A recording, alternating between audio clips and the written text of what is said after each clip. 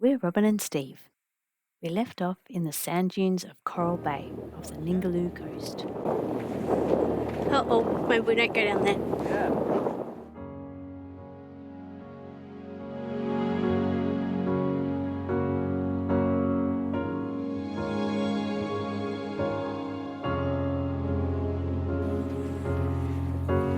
We walked quite a long way in soft sand to get our groceries, then trudged through four-wheel drive tracks, back to the kayak, to get back to the boat. By now we were totally spoiled as whale watchers.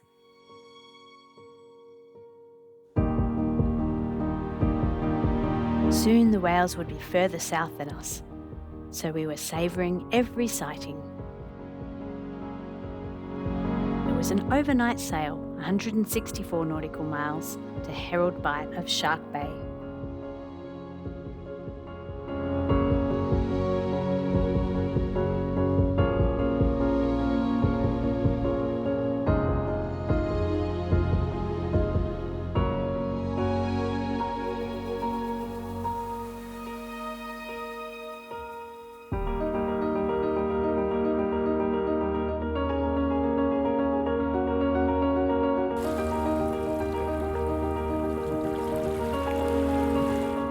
Although calm now, it was about to get foul.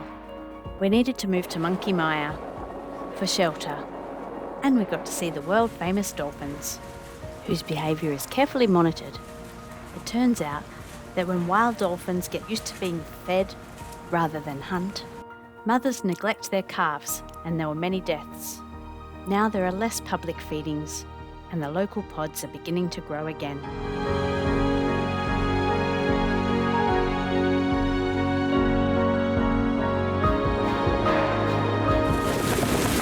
41.9. For the worst of the winds, we had to stay aboard in case our anchor dragged.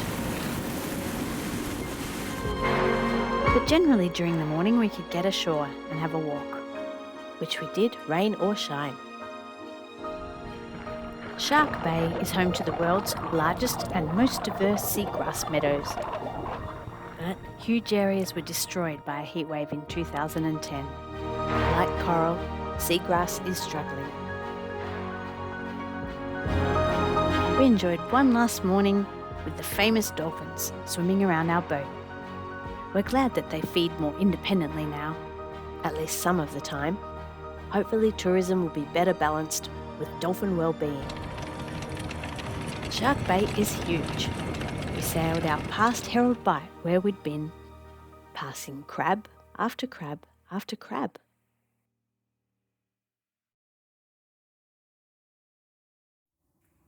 We rounded Cape Perrin, where the currents run fast.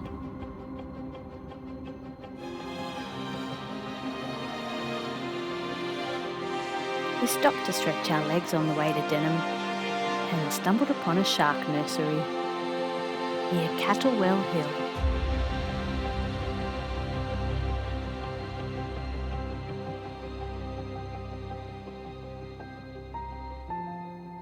There was more wild weather coming, so we quickly got groceries at Denham and then wove our way through the shallows towards Dirk Hartog Island to Blind Strait Passage.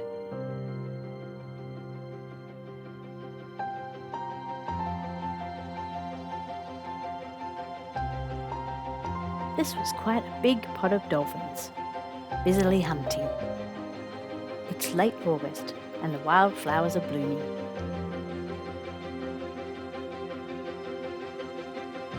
We figured we'd better check our sea strainer for seagrass. It wasn't too bad.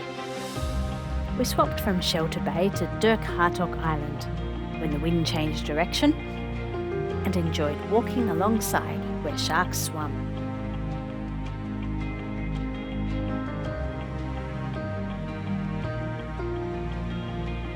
This Pacific gull seemed to have moved into a mansion, an abandoned osprey nest.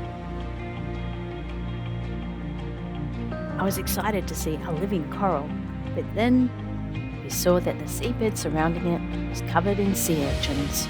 Things are a bit out of whack.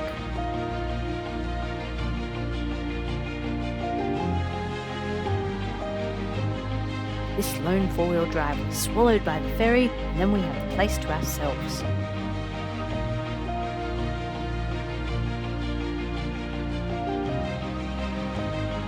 It was good to see some very healthy-looking seagrass. Leaving Shark Bay felt like a bit of a slap in the face. It was 171 nautical miles, mostly upwind, and we were so heeled over that seawater was pushed back into the sink until we shut the seacock. We know that on this angle we just can't use the sink. So violent were the seas that heavy draws shot out onto the floor where we left them. It was too dangerous to try to put them back. Even flying fish were sick of the sea.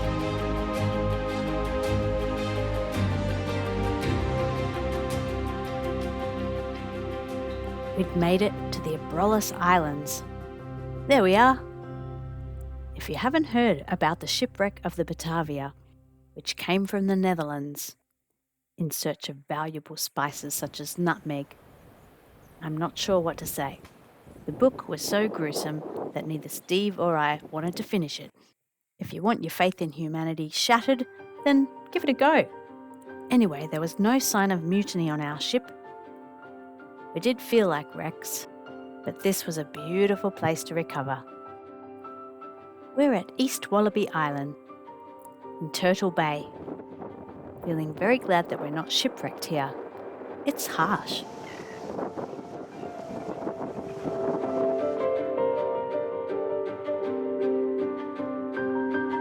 The Tamar wallaby can drink seawater to survive the dry summers. Lizards here get their water from what they eat and from dew.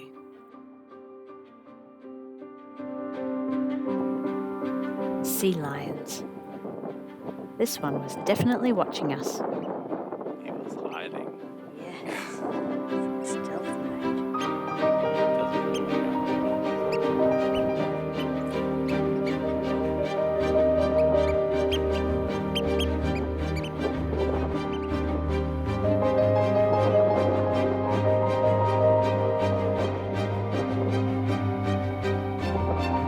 It followed us along the beach.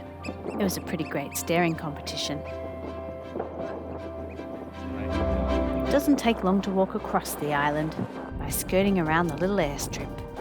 We were scoping out different options for the upcoming terrible weather. Sea lion fur and skeleton. King skink, I think.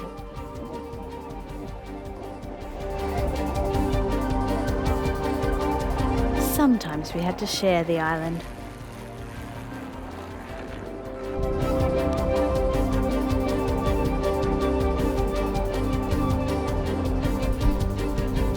We had a brief morning of calm weather, and what a morning it was.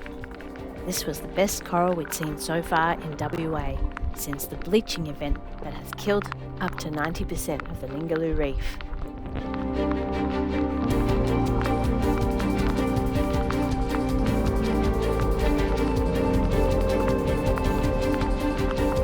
Although there is some damage, it gave me hope. And a fantastic morning of snorkeling. Before we get thumped by a storm, let's have a little map recap. From Coral Bay, we sailed 164 nautical miles to Shark Bay.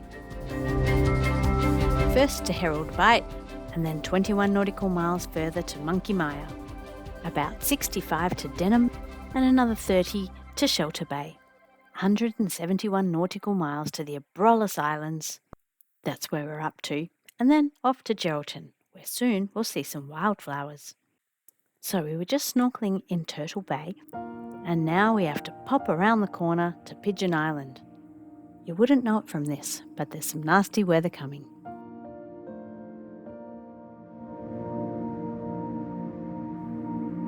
The low-lying islands, with their surreal-looking topping of fishing shacks, wrapped around us enough to block the swells that would be coming our way.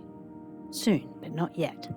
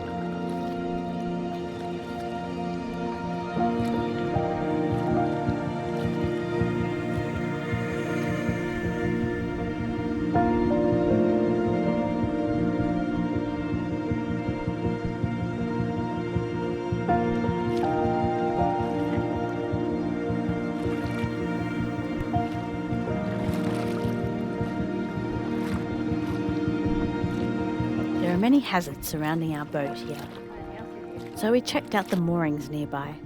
Some look worse for wear, but this one looked sturdy, with good thick ropes and 2 heavy anchors. We had a backup mooring if someone did turn up, but no one else would come, except an osprey, determined to sit atop our mast.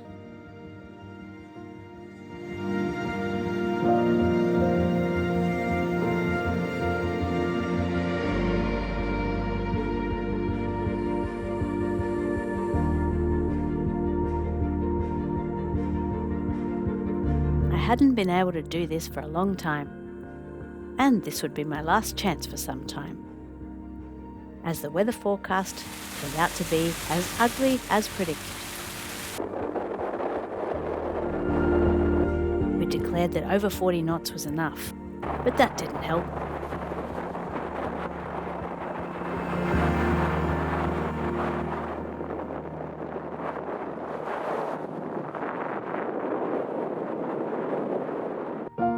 "46.2 knots was our record. Thanks to these tough islands with their tough mooring, we were fine. Just a little reluctant to head back out into the 4-metre swells. Leapy dolphins help. Then we seemed to be escorted by a fin whale. Oh, it's going away. You see the fin? Yes. Not a humpback. No. Wow.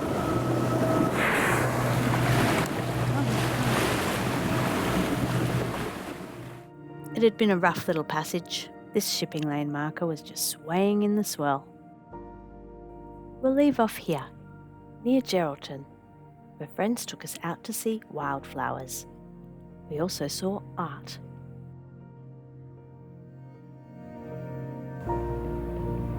If you feel like watching more sea lions and coral, join us next time. But for now, here is the Spider Exhibition by Maria Fernanda.